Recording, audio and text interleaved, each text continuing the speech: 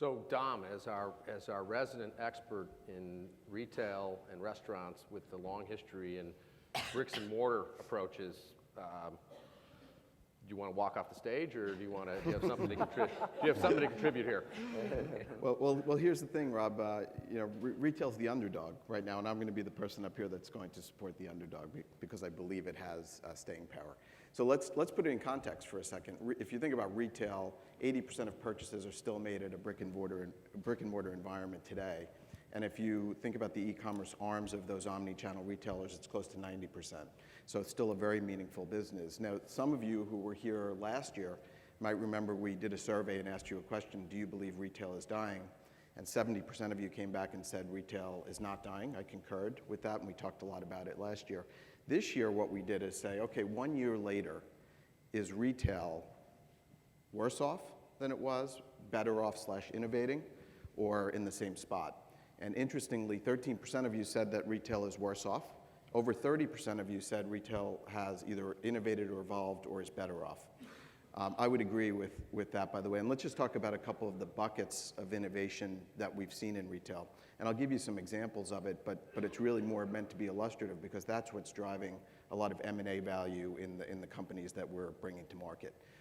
One is integration of technology. So a great example in the restaurant space is very high profile and prolific. McDonald's, a company who hasn't done an M&A deal in 20 years, the first one they do, they go out and they buy a technology company that drives customer engagement, drives lifetime value effectively because they really get to understand that customer's purchasing and eating patterns over time. That's a very powerful theme we're seeing across retail. Second, I would mention is kind of space allocation, right? A lot of retailers with a lot of excess space. Great example, Kohl's has allocated space to Planet Fitness to better utilize that space and also benefit from the foot traffic drivers. And we're seeing fitness as a category that in its own right, of course, is driving exceptional multiples, but also in the context of utilizing space better for others that have that availability.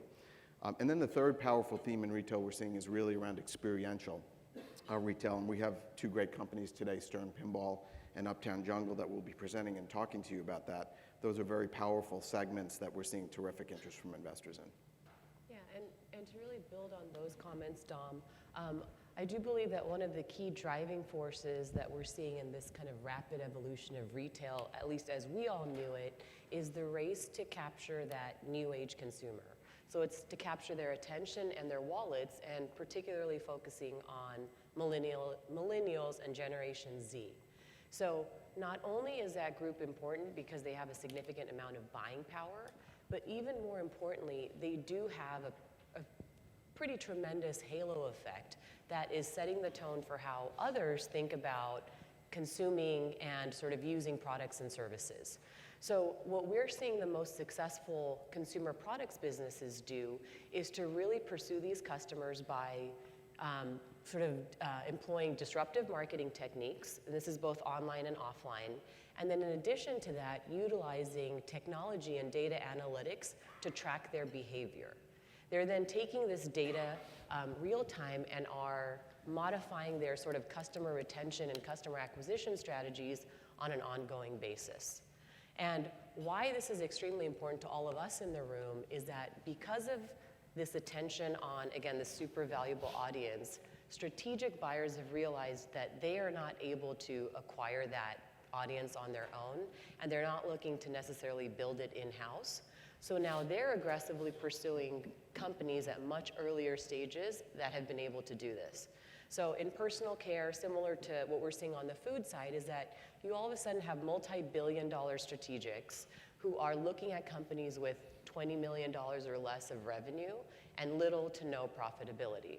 So as they're coming downstream, then you have private equity who's getting in at earlier and earlier stages. So this is really driving, a significant amount of M&A activity in our space, and it's also driving up multiples in a big way.